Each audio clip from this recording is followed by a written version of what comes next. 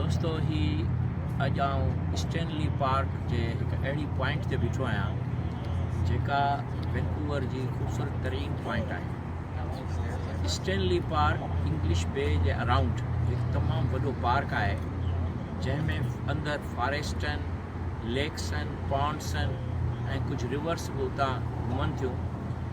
ऐं हीउ समुंड जो हिकु इलाइक़ो हिते पिणु ॾिसण में अचे थो जेको ही मुंहिंजे पुठियां हिन पासे लायंस गेट ब्रिज आहे जेका हिते जी ख़ूबसूरत तरीन वॾी ऐं इंतिहाई बहितरीन इमारत सम्झी वञे थी ऐं जेका ख़ुदि बि हिकु ख़ूबसूरती जी अलामत आहे।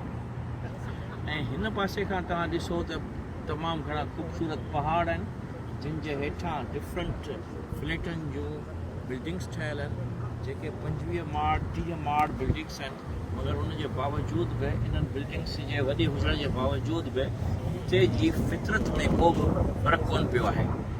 फितरती हवा जो जेको वॾे में वॾो अंसर आहे वैंकूवर में उहो इहो ई आहे त हीउ सॼो शहर ढंढुनि, नदियुनि, समुंड, पहाड़ ऐं ॿीलनि सां भरपूर आहे। इन जे करे हिते हिकु जेका ख़ूब हवा अचे थी उन में वॾी ताज़गी आहे। ऐं हीअ पॉइंट हिते जी ख़ूबसूरत तरीन पॉइंट आहे जिते असां अॼु आया आहियूं। असांजो घरु जेको इंग्लिश बे जे फर्स्ट बीच ते आहे उतां खां हीअ पॉइंट 3 किलोमीटर जे वॉक ते हुई ऐं असां 3 किलोमीटर वॉक करे हिते पहुता आहियूं जिते मूंसां गॾु सईदा, अब्दुल करीम ऐं साहिल पिणु आहिनि। ऐं साहिल असांखे हिते गाइड करे वठी आयो आहे ऐं हिते ॾाढो लुत्फ़ु अची रहियो आहे। त मूं सोचियो त इहा ॻाल्हि तव्हां सां आउं